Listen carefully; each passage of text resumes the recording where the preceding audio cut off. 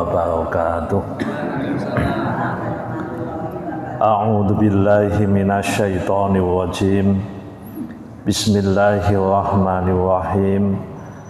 Alhamdulillahi rabbil alamin. Wa bihi nasta'inu ala umurid dunya waddin. Wassalatu wassalamu ala asyrafil mursalin Sayyidina wa maulana Muhammadin wa ala alihi wa sahbihi ajma'in. Rabbi shrah li sadri wa yassir li amri wahlul 'uqdatam min lisani yafqahu qawli, amma ba'd. Hadirin hadirat rahimakumullah, pada kesempatan yang baik ini monggo kita senantiasa memanjatkan puji syukur kehadirat Allah Subhanahu wa ta'ala atas limpahan nikmatnya kita dipertemukan di majelis yang mulia ini dalam keadaan sehat walafiat. Sholawat dan salam kita haturkan pada junjungan kita Nabi Agung Muhammad Sallallahu Alaihi Wasallam. Semoga kita semua kelak di yaumil qiyamah berhak mendapatkan syafaatnya. Amin ya rabbal alamin. Bapak Ibu, kita melanjutkan ngaji kita sampai surat Al-Baqarah ayat 44. A'udzu billahi minasyaitonir rajim. Bismillahirrahmanirrahim. Ata'munan nasa bil birri wa tansawna anfusakum wa antum tatlunal kitab afala ta'qilun. Mengapa kamu menyuruh orang lain mengerjakan kebajikan sedangkan kamu melupakan dirimu sendiri, padahal kamu membaca kitab Taurat? Tidakkah kamu mengerti? Surat Al-Baqarah ayat 44. Hadirin hadirat rahimakumullah, di ayat yang kita baca ini yang pertama pertanyaan ya, istifham. Atakmuruna, apakah kalian memerintahkan? Ini namanya istifham taubih ya. Itu istilah ya. Jadi istifham itu pertanyaan, tapi tujuannya adalah untuk basa Jawane meleh-meleh. Jadi mempertanyakan sesuatu, tapi bukan bertanya, tapi untuk membuat orang ini merasa malu. Nah, ceritanya Bapak Ibu, sebagaimana dawuhnya Ibnu Abbas, karena Yahudul Madinah yaqulu ar-rajulu minhum li sahrihi walidi qarabatihi waliman bainahu wa bainahu radha'un minal muslimin asbit alal ladzi anta alaihi wa ma ya'muruka bihi hadha rajul yuriduna Muhammadan sallallahu alaihi wasallam fa inna amrahu haqq fa kanu ya'muruna an-nasa bidzalik wa la yaf'alunahu. Suatu saat Bapak Ibu, ada seorang Yahudi di kota Madinah. Dia mengatakan kepada keluarganya, mertuanya, kerabatnya, saudara-saudara sepersusuan yang muslim.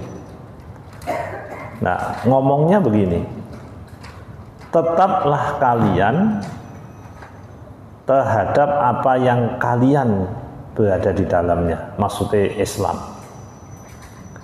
dan senantialah mengikuti apa yang disampaikan oleh Rasulullah Muhammad. Jadi orang ini ngomong sama keluarganya, mertuanya, saudara-saudaranya, agar mereka tetap dalam Islam. Mereka mengikuti kata-kata Nabi Muhammad, tapi dia sendiri tidak mau melakukan. Kemudian Allah mengingatkan dengan ayat ini. Itu cerita yang pertama, Bapak Ibu. Ada lagi sebagian ulama yang mengatakan, karena al-ahbaru ya'muruna muqallidihim wa adba'ihim bittiba'id Taurah wa kanu yukhalifunaha fi jahdihim sifata Muhammad fi jahdihim sifati Muhammad. Sebagian pendetanya Yahudi, mereka memerintahkan kepada pengikutnya untuk mengikuti kitab Taurat, tetapi mereka sendiri mengingkari kitab Taurat dengan bukti mereka mengingkari kenabian Nabi Muhammad. Nah, jadi intinya yang pertama, ayat ini membahas tentang seseorang yang memerintahkan kepada orang lain untuk berbuat baik, tapi dia sendiri tidak mau melakukan. Orang Jawa mengatakan jalkoni, iso ngajal ora iso nglakoni. Nah, ini ayatnya begitu. Atamuruna an-nasa bil birri wa tansawna anfusakum. Berikutnya Bapak Ibu, orang yang ngajak orang lain melakukan kebaikan sementara dia mengingkarinya, dia tidak mau menjalankannya, moh melakukannya, itu besok di yaumil qiyamah akan mendapatkan siksa khusus. Diriwayatkan dari Anas, beliau berkata, Rasulullah bercerita, pada saat saya Isra, saya dilewatkan pada sekelompok manusia yang menggunting bibirnya sendiri dengan gunting dari neraka. Maka saya, kata Nabi, berkata, ya Jibril, wahai Jibril, man haula, siapa orang ini? Qala, Jibril berkata, haula'il khutaba'u min ahli dunya. Ini adalah pengkhutbah di dunia. Wih, ini kan gunting-gunting lambe ini pakai gunting dari api. Nah, mereka memerintahkan manusia untuk berbuat baik, tapi mereka melupakan diri mereka sendiri. Padahal mereka membaca Alkitab, membaca wahyu yang diturunkan oleh Allah. Nah, jadi Bapak Ibu, ini juga peringatan bagi kita semua, ya, bagi siapapun, kalau kita memerintahkan orang lain berbuat baik, maka jangan pernah melupakan dirinya sendiri. Kita tidak untuk jadi lilin menerangi orang lain, tapi membinasakan diri kita sendiri. Oke. Nah, terus bagaimana ini? Apakah kita boleh? Nah, ini nanti akan muncul beberapa kaidah-kaidah ya Bapak Ibu ya. Kalau seperti ini, apakah setiap orang ngajak lalu dia tidak menjalankan, itu berarti dia akan digunting-gunting bibirnya dengan gunting neraka? Contohnya, ada seorang bapak, dia tidak sholat, lalu memerintahkan anaknya untuk ikut TPQ supaya dia bisa sholat. Pertanyaannya, bapaknya katut digunting-gunting enggak ini? Apa lebih baik dia tidak usah ngajak, diem saja karena dia bukan pelaku, apa tetap baiknya ngajak? Nah, ini kan dilema kan? Karena ayatnya kan tadi menyampaikan kamu memerintahkan kepada kebenaran, kebaikan, sementara kamu sendiri tidak menjalankannya. Nah sekarang kalau memang konsekuensinya pengkhotbah, penyampai kebenaran ini diancam, kalau dia tidak menjalankannya, maka dia akan digunting-gunting dengan api neraka. Nah, bagaimana ini? Nah, makanya ini ditafsir, ini diperinci. Ini diperinci. Setiap kasus tentu harus dilihat secara spesifik, tidak digeneralisir. Tidak bisa digeneralisir. Apakah setiap yang memerintahkan, yang setiap yang ngajak tidak melakukan kemudian dia tidak bisa? Begitu. Saniyatan. Ada seorang kiai, seorang ustadz, lalu dia memerintahkan, mengajarkan ibadah haji, padahal dia tidak haji karena tidak punya duit, tidak punya kemampuan itu. Ini kira-kira digunting-gunting enggak ini? Nah, tentu ayat ini tidak boleh dipakai secara sembarangan untuk mengatakan lawang jenengan wewang lakoni kok. Lah kok ngakon-ngakon. Apa meneh terus diwacake ayat ini? Anda perintah tapi tidak menjalankan. Lah iki yo mati kutu yang ngajak ini Bapak Ibu. Coba bayangkan kalau orang ini diomongi begitu Bapak Ibu. Ana wong sugih ini pelit. Orang kaya pelit. Datang seseorang, Pak, jenengan itu kan muslim, sugih, wajib zakat, wajib haji. Terus dibalik, emang kamu udah zakat? Loh saya bukan yang berkewajiban. Nggak usah ngomong. Loh yang ngeten iki kacau, dunia ini kan kacau. Makanya tidak serta-merta begitu.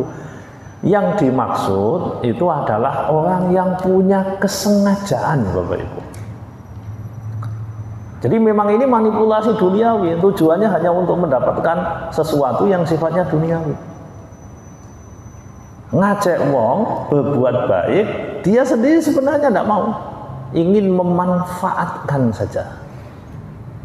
Ada niatan-niatan yang tidak karena Allah, ada niatan-niatan jahat yang ada di situ. Nah, jadi dia mampu tapi tidak mau melakukan. Kalau orangnya ini mampu, tidak mampu, maka tentu Allah tidak akan menuntut. Nah, di sini tetap harus hati-hati. Kalau kita mau menyampaikan kebenaran itu Bapak Ibu, kebenaran itu kan ada yang sifatnya ilmu. Jadi kayak ngaji ini, itu kan bisa kebenarannya berupa ilmu. Ilmu itu harus disampaikan apa adanya. Entah kita pelaku atau bukan pelaku. Karena itu ilmu Bapak Ibu. Umpamanya gini ya. Di Quran itu kan ada ayat mengenai poligami kan, ada kan?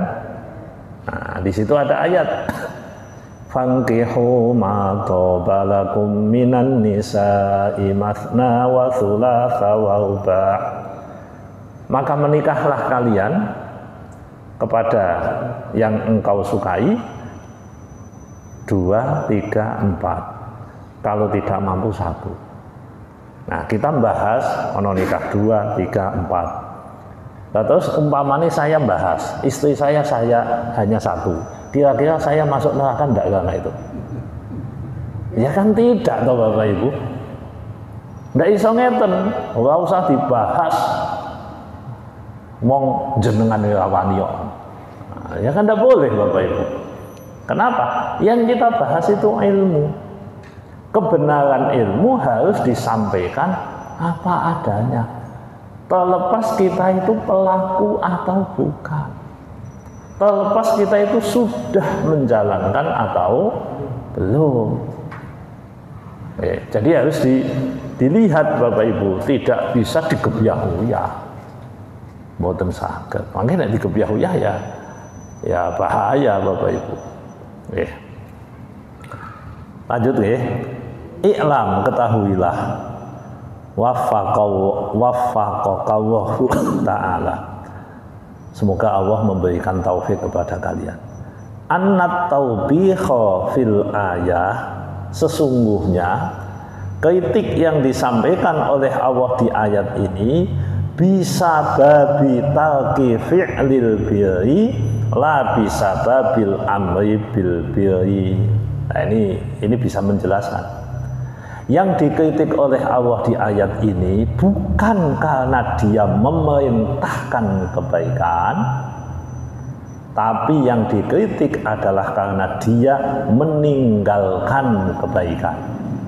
Jadi ada dua kan yang dimaksud di sini. Apakah Anda menyuruh orang lain berbuat baik sementara Anda meninggalkan? Ini kalimatnya mboten entuk dipotong. Apakah kamu menyuruh orang lain berbuat baik sementara sementara kamu meninggalkan? Enggak, ini satu kesatuan. Yang dikritisi oleh Allah hanya yang belakang. Jadi seandainya ada orang yang belum sholat dengan niatan tulus, dia memerintahkan orang lain untuk sholat, maka perbuatannya tetap berpahala. Selagi tidak ada niat istihza, ngeguyu, tidak ada niat bohong, tidak ada niat pencitraan diri, tidak ada itu. Memang niatnya karena baik. Itu kan kita ini kan bolak-balik ketemu yang mengagetkan. Ada orang kemarin baru saja dinobatkan sebagai orang yang layak mendapatkan award dari KPK. Tiba-tiba sebulan lagi ditangkap KPK. Berarti dia itu kan promosi anti korupsi. Dia ngomong supaya orang-orang jangan korupsi, tapi dia sendiri korupsi. Nah, itu tergantung, iku leh ngomong itu dosa apa ora, digunting-gunting enggak. Tergantung, kalau dia ngomongnya dari awal memang tujuan untuk menutupi dirinya sendiri, bukan dalam rangka untuk berbuat baik, maka dia masuk digunting-gunting lambe ini. Tapi kalau dia memang nyadar, aku kewe salah mas, aku keliru, kamu jangan mengikuti jejak saya, itu berpahala.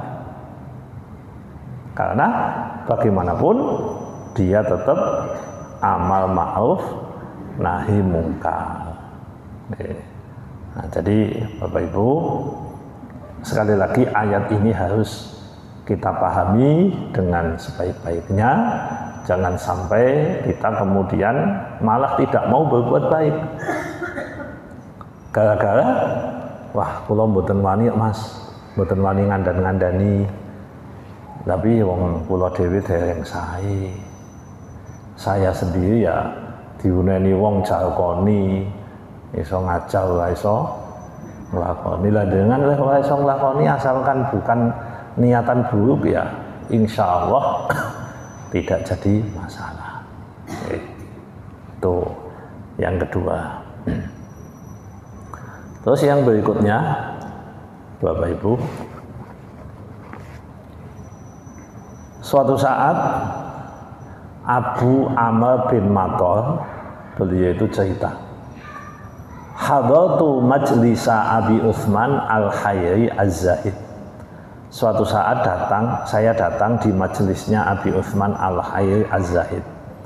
Fa kharaja wa qa'ada ala mawdihi alladzi kana yaqudu alaihi litalqir fa sakata hatta tala sukutuhu fanadahu rajulun kana yu'rafu bi Abil Abbas tawa antakula fi sukutika syai'an fa angsha yaqulu wa ghayra taqiyyin ya'murun nas bituqa tabibun yudawi wa tabibu maradun qala faltafa'at al-aswad bil buka wa dajid. Nah, ini cerita nih. Suatu saat ada seorang yang alim, solih. Beliau biasa duduk di majelis taklimnya, beliau itu namanya Abi Usman Al-Hayri. Nah, suatu saat ketika dia duduk di majelisnya, dia diem dan lumayan panjang diemnya. Lalu kemudian ada seorang laki-laki namanya Abil Abbas. Dia mengatakan, "Taro antakula fi sukutika syai'an." Kayaknya panjenengan itu dalam diamnya mengucapkan sesuatu. Maka kemudian beliau mengatakan, "Wa ghayra taqiyyin ya'murun nasa bituqa." Orang yang tidak takwa tapi mengajak, memerintahkan orang untuk bertakwa. Seperti tabib, seperti dokter yang memberikan obat sementara dokternya sendiri sakit. Nah, beliau mengatakan seperti itu. Jadi di sini kita memang harus melihat sesuatu itu secara proporsional betul. Kalau kita mau menyampaikan sesuatu, Bapak Ibu, kita mau menyampaikan sesuatu, ya kayak pengajian seperti ini, menyampaikan sesuatu, itu harus dipertimbangkan banyak faktor. Pertama, apakah yang kita sampaikan itu benar? Itu dulu. Itu harus dipertimbangkan betul. Yang kedua, kalau yang kita sampaikan benar itu, kalau kita sudah oke, checklist pertama, yang kita sampaikan itu benar. Yang kedua, memang kebenaran yang pas untuk disampaikan atau tidak. Tidak semua kebenaran harus disampaikan pada saat tersebut. Kan berarti melihat timing, melihat waktu, melihat situasi, melihat kondisi. Yang ketiga, efeknya itu baik enggak? Untuk yang menyampaikan, untuk yang mendengarkan, baik enggak? Walaupun yang disampaikan benar, kontennya benar, tujuannya benar, tapi kita yakin betul ini tidak akan membawa kebaikan, baik bagi yang menyampaikan maupun yang mendengarkan. Tidak usah. Nah, tidak usah. Sehingga di sini disampaikan, orang tidak takwa memerintahkan orang lain bertakwa. Coba dilihat, dicek. Nah, ini sebenarnya yang disampaikan di sini ini untuk orang-orang yang mau menyampaikan. Jadi kalau kita mau menyampaikan sesuatu, ya kayak mau ngaji begini, mau khutbah, mau apa, kita harus memikir dari sisi itu. Jangan sampai nanti, karena ada suatu saat nanti kata Rasulullah, jadi orang-orang yang mendengarkan khutbahnya dia itu di surga, tapi pengkhutbahnya malah di neraka. Kan ngeget-geti lho Pak, jenengan kan sing biasa khutbah kok malah ning kene, lha kuwi masalahe Mas. Nah, ini kan orang menak-menak itu Bapak Ibu, ngandani wong apik-apik tapi dhewe malah mlebu jurang karena dia tidak pandai menjaga kalbunya, dia tidak pandai menjaga narasinya, dia tidak pandai menjaga akhlaknya, dia tidak pandai. Nah, maka kecerdasan kan tidak hanya intelektual kan, tentu harus dilihat juga kecerdasan yang lain. Makanya ngaji neten iki yo kudu hati-hati barang lho, ora yo sembrono sak penake dhewe. Bukan yang penting ini dan seterusnya kan enggak. Jadi harus ada pertimbangan Bapak Ibu. Oh, iki kudune piye, iki kudune piye, bagaimana kalau kita ini melihat sesuatu ini baik untuk dunia kita, baik untuk agama kita, baik untuk masa depan kita atau tidak. Lanjut Bapak Ibu. Kita lanjut yang berikutnya. Atakmunan nasa, apakah kalian perintah kepada manusia bil biri di sini kebaikan itu maknanya adalah at-ta'atu wal amalus sholih, taat dan amal soleh. Perintah untuk taat kepada Allah dan berbuat yang baik. Jadi sebisa mungkin kita itu kalau belum bisa melakukan, ada seorang ulama menyampaikan gini, kalau kita mau ngajak dan merintah orang itu, yuk kita bersama-sama. Jadi ngajaknya bukan hanya ke pihak lain, tapi juga mengajak untuk diri kita. Kayak kalau khutbah Jumat itu Bapak Ibu, ayyuhan nas usikum wa nafsi bitaqwallah. Itu maknanya begini, supaya tidak masuk ke area yang disebut di ayat ini. Saya berwasiat kepada kalian semua dan juga kepada diri saya pribadi. Nah, kalau ini berarti dia sudah memerintahkan pada dirinya. Usikum wa iyaya bitaqwallah. Saya berwasiat kepada saya pribadi dan juga kepada panjenengan semua. Jadi tidak melupakan dirinya. Dia termasuk yang kena khitab. Dia termasuk yang kena perintah. Jadi jangan memerintahkan orang lain saja, sementara dia sendiri melupakan dirinya. Jadi jangan merasa seperti itu, karena nanti apalagi di akhir zaman, di akhir zaman itu kan banyak pengkhutbah. Ada satu riwayat, ini ada yang menyebut qaulus sahabat, dawuhnya sahabat, kita hidup di zaman dulu ya, zaman sahabat, sedikit tukang khutbah, banyak orang berilmu. Jadi yang khutbah dikit, sing ceramah sidik, yang berilmu banyak. Suatu saat nanti akan muncul suatu zaman, suatu kondisi di mana pengkhutbahnya banyak, yang berilmu sedikit. Karena yang berkhutbah pun tidak punya ilmu. Nah ini kan bahaya. Mesti digulai apa? Gojekan, guyon, ngekek-ngekek ning masjid. Itu kan semakin lama kan semakin sembeli.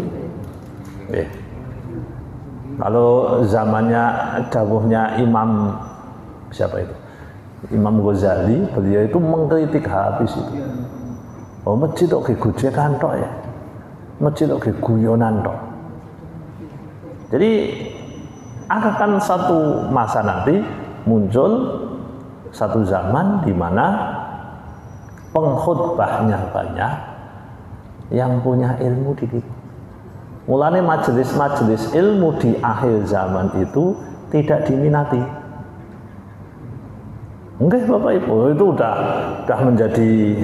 menjadi prediksi sejak zaman dulu. Jadi nek majelis kok ilmu, wah males, mogah. Tapi kalau selain itu lebih dicintai, lebih disukai. Ya wallahu a'lam. Ini memang fenomena yang mungkin terjadi atau sudah terjadi, ya wallahu a'lam.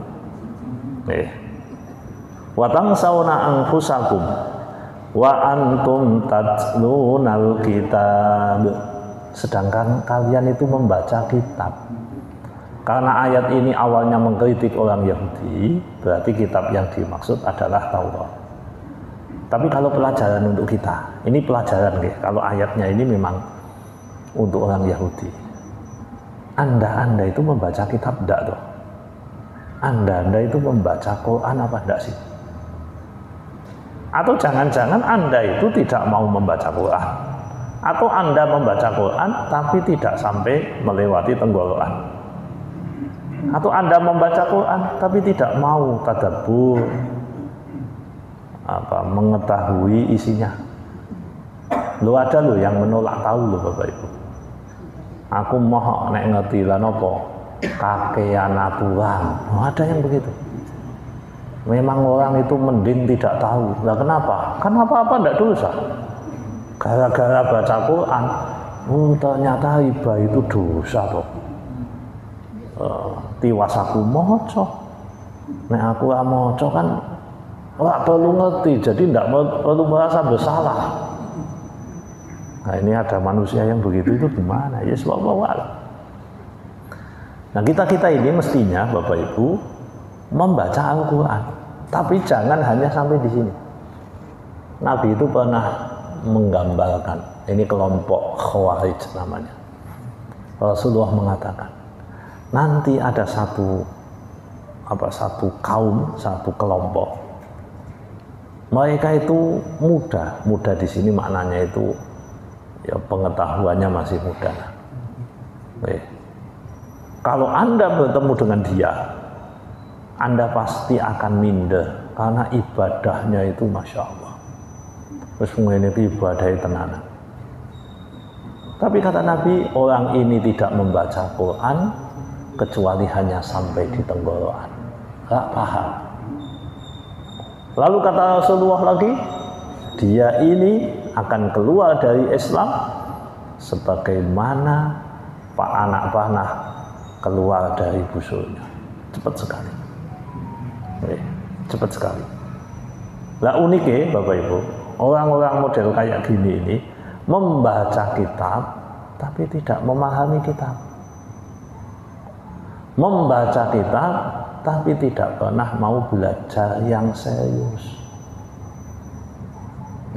Makanya disebut hanya sampai di tenggorokan saja.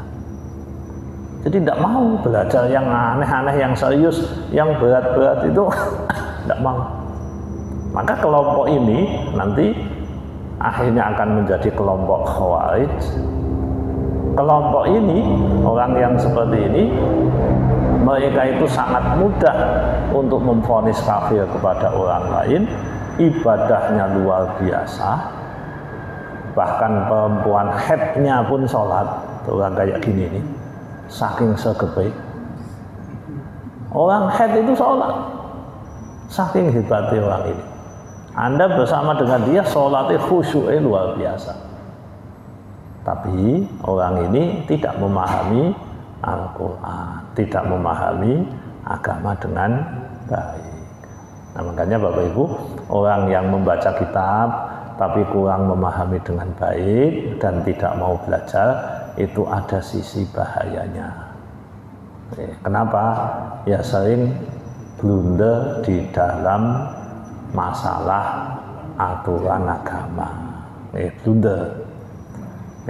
Terakhir Bapak Ibu, afala ta'qilun, apakah kalian tidak menggunakan akal?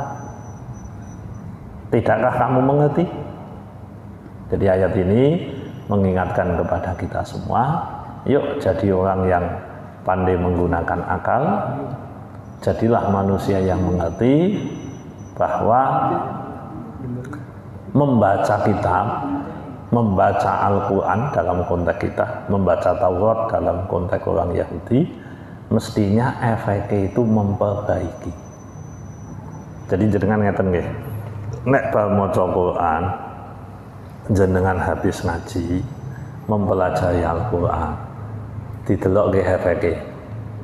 Nek jenengan kok luweh seneng misuh-misuh bariku, berarti jenengan masalah.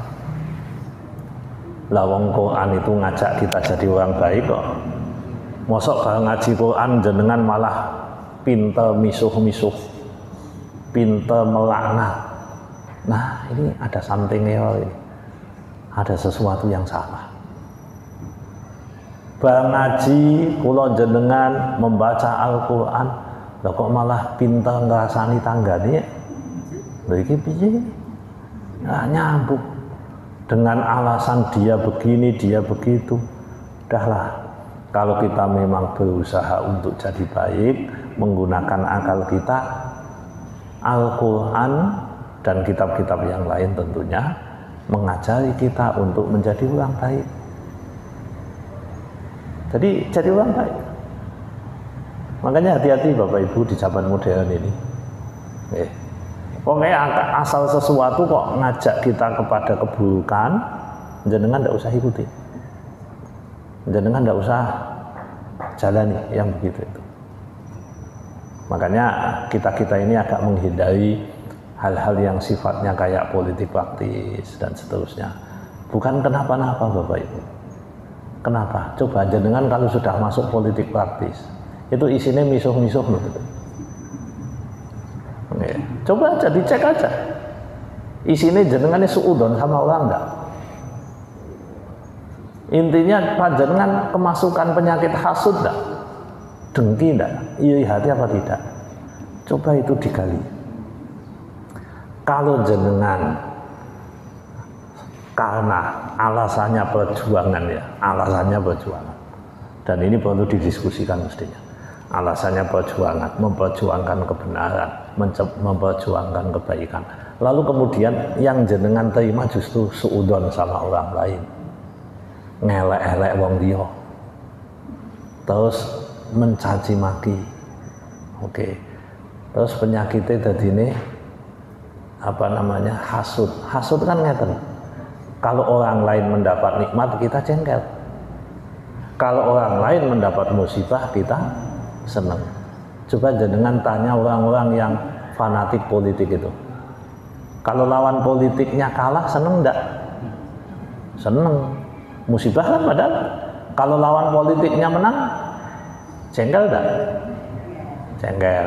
Lah itu jenenge penyakit apa? Iri hati, dengki, hasud itu. Itu dalam agama itu dianjurkan apa disuruh menghilangkan? Disuruh menghilangkan. Makanya Bapak Ibu, kita harus pakai ini. Afala taqilun. Apa kamu tidak menggunakan akal? Coba kamu perhatikan kembali. Kalau kamu tujuannya untuk mencapai ridha Allah, sementara perilaku-perilakumu sesuatu yang dilarang oleh Allah, tercapainya kemana? Loh, ini kan harus kita pahami Bapak Ibu. Ya, harus kita pahami. Quran ini cetok.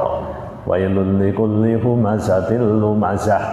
Kecelakaan besar bagi yang suka mengumpat dan mencela. Lah kok tiba-tiba kita mengatakan mengumpat dan mencela itu boleh? Yang benar siapa? Qur'ane atau kitanya?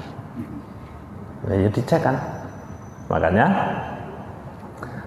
kebaikan itu harus membawa kebaikan. Kebenaran itu harus membawa kebaikan untuk kita. Nah, kita penggalihlah Bapak Ibu, monggo dicek.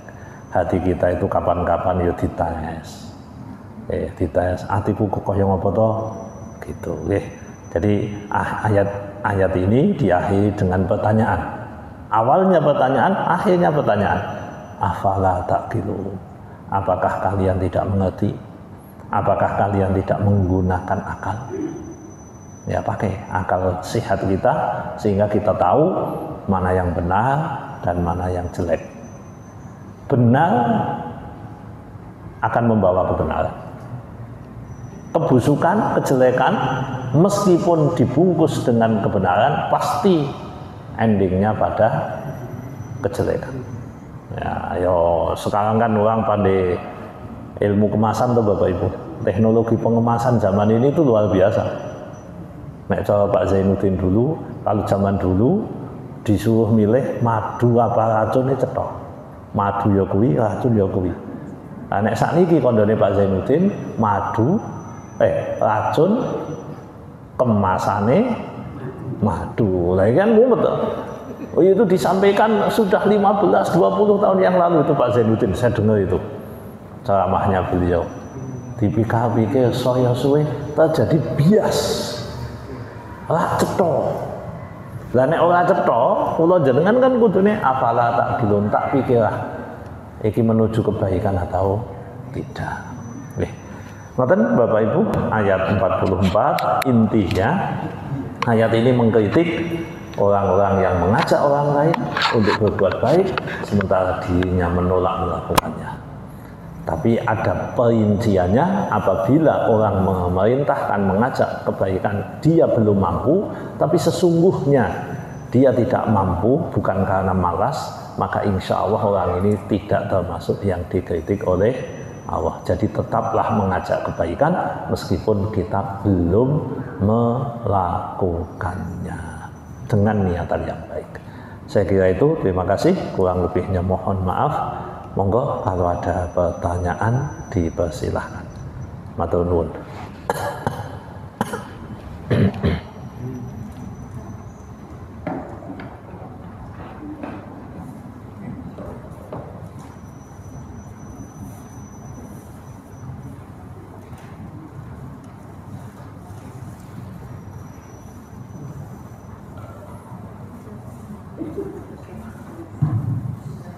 Assalamualaikum warahmatullahi wabarakatuh. Waalaikumsalam warahmatullahi wabarakatuh. Saya tanyakan di sini, Ustaz,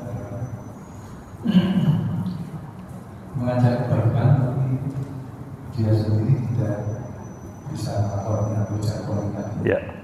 Adalah kualitas dan saya kan sudah mengajak kebaikan dari pahalanya ada pada saya. Itu kebenarannya lanjutannya gimana kalau menghadapi orang yang seperti ini. Terima kasih. Ya. Assalamualaikum warahmatullahi wabarakatuh. Waalaikumsalam warahmatullahi wabarakatuh. Allah itu mensifati dirinya dengan kalimat maha teliti. Jadi di beberapa ayat Allah itu mengatakan sesungguhnya Allah itu maha teliti terhadap apa yang kamu perbuat. Kalau saya melihat sidang di TV Bapak Ibu, sidang kasus Sambo, sidang Jessica, itu saya nonton itu. Walaupun tidak langsung, maksudnya nonton berikutnya, rekamannya di YouTube dan sebagainya. Betapa seorang hakim ketika ingin memutuskan benar atau tidak, tuduhan ini terbukti atau tidak, untuk mengatakan bahwa ini air, ini apa namanya, jeruk, itu tidak boleh hanya melihat warnane koyoke jeruk. Pertanyaan ini jeruk asli apa mari mas, kan ngono, kan berarti kan harus ada hal yang lain kan. Terus katanya jeruk ini jeruk nipis, apa ya jeruk nipis, jadi identifikasinya itu kan harus lengkap. Nah, pertanyaan tadi Bapak Ibu, kalau ada orang mengatakan sing penting aku wis ngajek, kalimat sing penting aku wis ngajek itu kan perlu dianalisa. Muncul tidak dari ruang hampa kan, mesti ada kronologi kan. Kronologinya apa dulu? Kalau dia ngajak sudah 15 kali ditolak dengan berbagai macam cara, contoh orang tua memerintahkan anaknya sholat tapi anaknya bolak-balik bantah, nang sholat nang, ibu saya ini udah gede bu, nggak usah dikongkan-kongkon, padahal anaknya nggak pernah sholat. Ada nggak yang begitu? Ada. Nah, kalau kronologinya sing penting aku wis ajek, kronologinya seperti itu, dia tetap berpahala Bapak Ibu. Loh, Nabi Nuh ngajak anaknya untuk masuk Islam itu sampai titik darah penghabisan loh. Sampai ketika anaknya mau tenggelam pada saat banjir besar yang ada pada masa itu. Ya bunayya kam ma'ana wala takum ma'al kafirin. Artinya Nabi Nuh boleh mengucapkan aku wis ngajak tapi angel dikandani. Nah ini contoh kasusnya begitu. Tapi beda lagi gini Pak, beda lagi gini. Jadi kita ini sebenarnya punya kesempatan, punya kemampuan. Karena kita ini memang punya kemampuan untuk ngajak orang jadi baik. Tapi karena kita dasarnya males, ya ngajak, mas ayo sholat yuk, ngoten tok. Niatin gugurkan kewajiban, hatinya tidak ridho, tidak ikhlas. Itu dia tidak berpahala Bapak Ibu. Mau ngajak ngono tok. Nah, Ini kan harus diidentifikasi, bukan sekedar sing penting aku wis ngajak. Kan tidak hanya seperti itu. Jadi ketika Allah mensifati dirinya dengan sesungguhnya Allah Maha Teliti, itu akan dicek betul. Kronologi ucapan itu bagaimana, tujuannya bagaimana, situasi hati pengucapnya bagaimana. Itu semuanya akan dicek. Dan sesudah jelas baru nanti diberikan simpulan. Oh, wong iki ngene, wong iki ngene. Maka Bapak Ibu, kita ini kan ada kewajiban namanya amal ma'ruf nahi mungkar. Amal ma'ruf nahi mungkar. Contoh nggih. Ada tetangga nih jenengan kumpul kebo. Jenengan ketua RT. Menurut syariat, jenengan kan wajib mengingatkan, kan? Wajib mengingatkan. Nah, ketika panjenengan kemudian tidak berani mengingatkan karena faktor A, B, C, D dan seterusnya itu, maka jenengan pasti akan diadili oleh Allah. Kenapa Anda tidak mengingatkan? Ini akan ditanyakan. Lah wong jenengan ke kewajibannya amal ma'ruf nahi mungkar. Karena ini Anda punya kemampuan, punya kuasa untuk itu. Oke, jadi kalau ada seseorang yang penting saya sudah mengingatkan, itu tentu harus dilihat situasinya seperti apa, kronologinya seperti apa. Jadi dunia itu tidak bisa dilihat hitam putih, apalagi agama. Agama itu tidak bisa terus dilihat hitam putih. Makanya unik, dalam agama itu kebenaran itu bisa ganda kok. Bisa ganda Bapak Ibu. Bisa loh ya, bukan pasti loh ya. Kebenaran itu bisa ganda. Si A melakukan seperti ini ya benar. Kenapa Anda tidak ngandani dia? Walaupun kandani, kalau malah diancam macam-macam. Oh Anda benar, wis ngandani. Di sisi lain dia berhenti sesudah 3 kali, di sisi lain ada yang tidak berhenti sampai 100 kali. Sing bener bisa bener semua.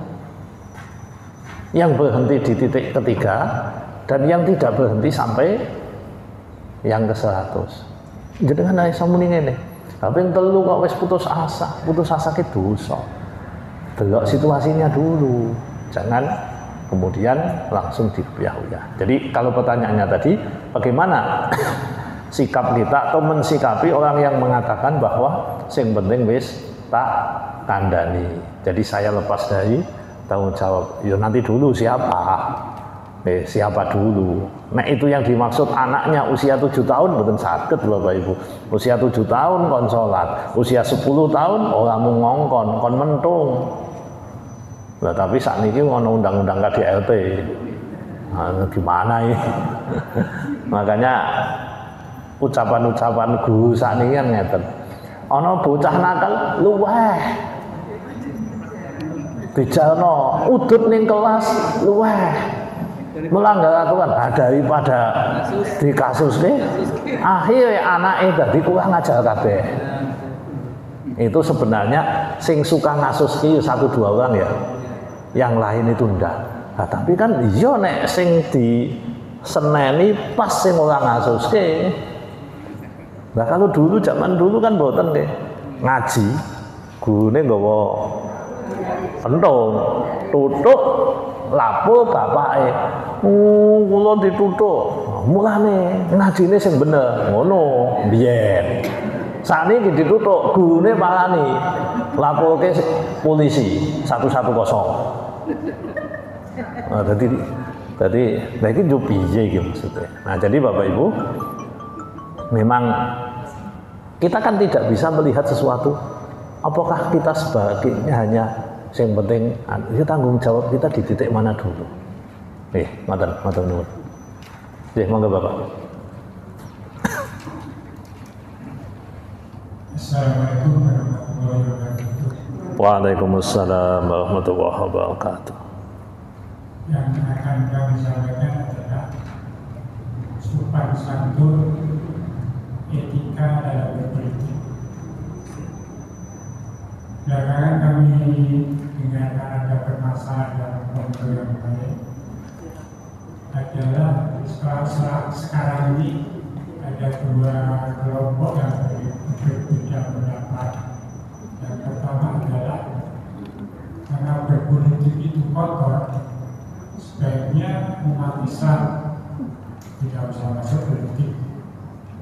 Satu kelompok yang lain mengatakan karena berpolitik itu nanti akan menentukan arah pemerintahan, arah negara, maka sebaiknya orang-orang baik itu masuklah dalam politik. Berpolitik ya secara baik. Yang kami ingin tanyakan kepada Bapak, bagaimana menerapkan etika dalam berpolitik dengan nyatanya menurut saya politik memang terbuka, dan menurut saya Islam perlu diajak berpolitik secara baik dengan menerapkan ketentuan-ketentuan, aturan-aturan di dalam agama kita.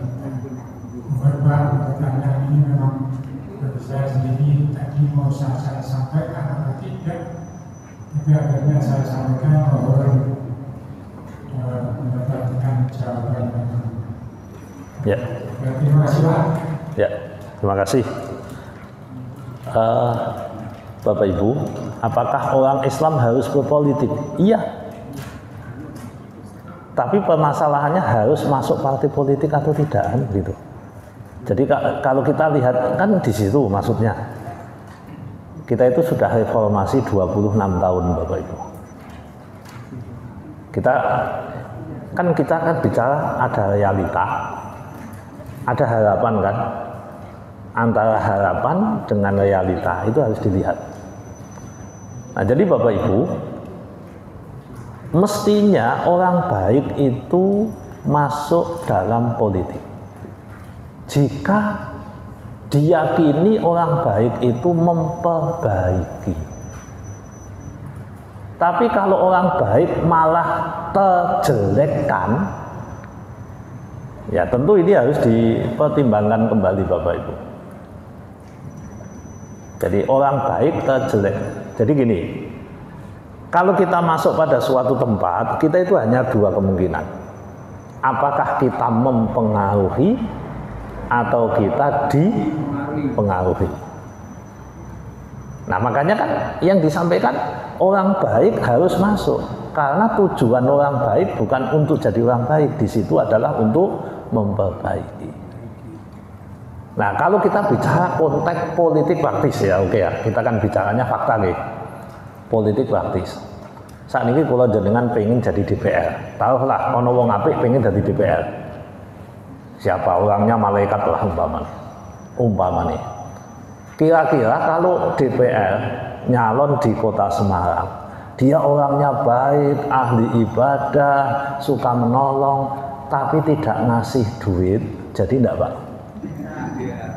Loh, kita bicara fakta kan? Jadi betul. 99,9% tidak jadi. Nah, supaya dia bisa jadi apa? Ikut arus apa melawan arus? Ikut apa melawan? Ikut arus kan? Berarti dia posisinya itu wong baik dadi elek, apa wong baik ngapikke sing elek? Loh, enggak. Kan tadi pertanyaannya orang baik harus masuk politik. Iya, kalau dia memperbaiki. Nah, makanya Bapak Ibu, ya kita itu dilema. Dilemanya apa? Ketika kita mengiyakan wong apik kudu masuk di situ, berarti kan jegulke wong apik ben elek. Karena 5, 10, 15 tahun wong apik di situ biasanya metune kubangane wis beda Pak. Biasane. Nah yang luar biasa ada enggak? Ya mungkin ada 1-2. Mungkin ada 1-2. Karena kita itu juga melihat Bapak Ibu. Lah kebetulan saya sebelum kesini kan ngajinya kan wonten DPRD itu Bapak Ibu. Jadi kan Setwan itu kan yo cerita to, kelakuane Ya kelakuan wong lah pokoknya. Bagaimana yang begini, masalah fulus, masalah duit, masalah anggaran, masalah ini. Nah, terus bagaimana? Ya kita mau selamat dunia apa mau selamat akhirat?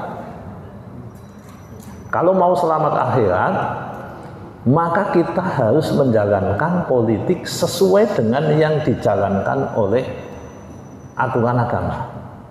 Tidak boleh caci maki. Angger jenengan bisa, silahkan. Bisa tidak kita politik tidak caci maki? Mungkin bisa. Politik santun. Nah, bagus. Itu deklarasi, Pak. Politik damai bisa tidak? Bisa deklarasi. Bisa, Bapak Ibu. Tanpa politik uang bisa? Bisa deklarasinya. Deklarasinya semua itu kok. Anti money politik, penyalahgunaan kewenangan, bisa deklarasinya. Nah, Bapak Ibu, fakta-fakta itu kan tidak boleh kita abaikan. Nah, terus kita memperbaikinya dari sisi mana? Nah ini, orang itu memperbaiki sesuai dengan kemampuannya, sesuai dengan kemampuannya.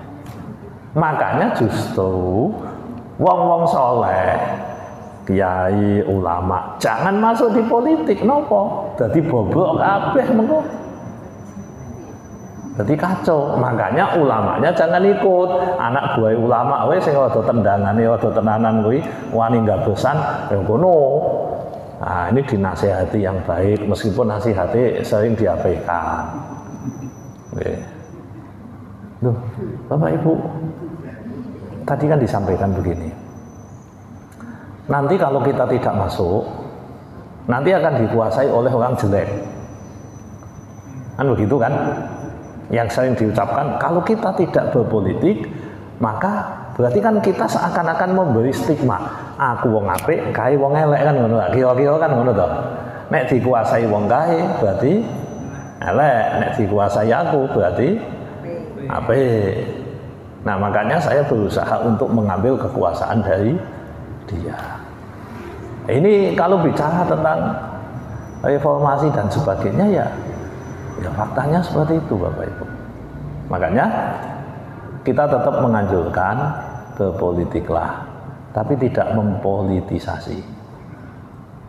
Jangan karena kita belajar di masjid, miliki terus kampanye, mengatakan bahwa si A, ini si B, si A dan si B.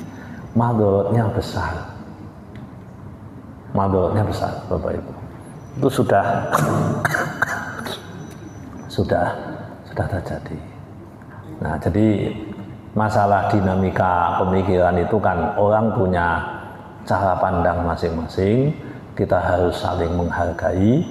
Tapi kalau tadi ditanya, kalau menurut saya bagaimana? Kalau orangnya kokoh, kuat, artinya bisa memperbaiki, masuklah.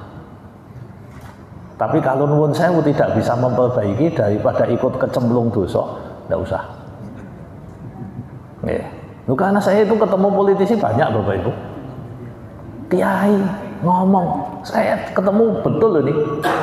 Pak, jenengan supaya jadi gimana? Ini semakin besar. Lho ora dosa kula ngoten. Mboten niate sedekah. Lho ya. Coba Bapak Ibu. Saya ketemu ini kiai loh ini. Kiai politik. Pinter ngaji Bapak Ibu. Lah kula matur, lho ngoten apa ora dosa? Apa ndak dosa? Karena dia jelas-jelas ngomong sama saya ngasih duit. Jadi tenang. Ada orang yang datang lagi ngomong, Pak, saya tolong dikasih nasihat. Saya sampaikan, berpolitiklah yang benar, jangan pernah manipolitik, jangan pernah nyogok. Tidak jadi. 2024 ini tidak jadi. Tuh, saya tanya lagi. Dengan alhamdulillah karena sama-sama muda, mula dadi Mas. Dadi. Lah saya nanya, kok pinter men jenengan isih nom kok dadi? entek ngene 8 miliar kula mbayangke 8 miliar apa cucuk 8 ceritanya saya loh ini Bapak Ibu. Astagfirullahaladzim. Loh Bapak Ibu, itu fakta. Ada yang partainya Islam, ada yang partainya bukan partai Islam. Di situ yang terjadi. Nah pertanyaannya, kita sebenarnya mau merubah atau mau ikut? Nah kalau niatnya merubah, monggo. Kalau niatnya memang merubah, kita tidak diharuskan menang, tapi kita diharuskan benar kan? Kita itu diharuskan menang enggak? Enggak, tapi kita diharuskan benar. Nah, nek wis politik praktis itu tujuan utamanya apa? Menang. Tujuan utamanya menang. Makanya tidak ada istilah teman abadi, yang ada kepentingan abadi. Mosok ngono ya ora paham. Nggih.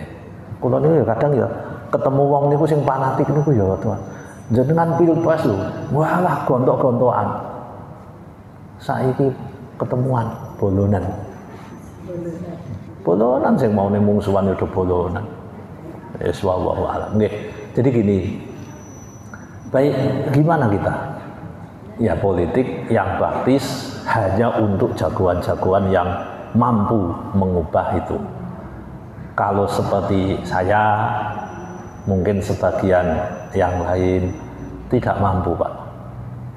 Ora mampu kok meksa dhewe niku gak padha wae nyemplung ning ngene kolam renang 5 meter, dia sendiri tidak bisa berenang. Ini kalkulasi ini kan tidak matang. Kalkulasi harus matang. Jadi tetap politik harus ada, orang harus berpolitik, yang baik-baik harus berpolitik, tapi politik yang benar, memperjuangkan agama, bukan menjual agama. Jadi agamanya diperjuangkan, kebenarannya diperjuangkan, bukan menjual agama untuk kepentingan pribadi. Nah ini apa dengan ini urusannya? Ya, begitulah Bapak Ibu. Ya kita nampa Gusti Allah ngekai kita pemimpin yang baik ya alhamdulillah, pemimpin kurang apik ya innalillah, gitu aja. Kita itu kan semuanya diuji toh. Nggih toh diuji. Kalau diuji ya kita, wong yang uji juga Allah. Nabi Musa dikasih pimpinan Fir'aun ya selamat kok. Nggih toh, selamat toh? Selamat. Nggih, Nabi Muhammad itu dipimpin oleh Abu Sufyan di Mekah itu juga, walaupun menderita beliau ya atau misuh-misuh ya. Mboten nate misuh-misuh, walaupun beliau diboikot dan seterusnya. Oke, saya kira cukup ya Bapak Ibu. Monggo kita akhiri dengan doa. Bismillahirrahmanirrahim. Allahumma sholli wa sallim ala sayyidina Muhammad wa ala ali sayyidina Muhammad. Alhamdulillahi rabbil alamin. Allahumma ighfir lana dzunubana wa liwalidina warhamhum kama rabbawna shighara. Allahumma a'inna ala dzikrika wa syukrika wa husni ibadatik. Rabbana atina fid dunya hasanah wa fil akhirati hasanah wa qina adzabannar. Wa sallallahu ala sayyidina Muhammad walhamdulillahi rabbil alamin. Terima kasih, kurang lebihnya mohon maaf. Assalamualaikum warahmatullahi wabarakatuh.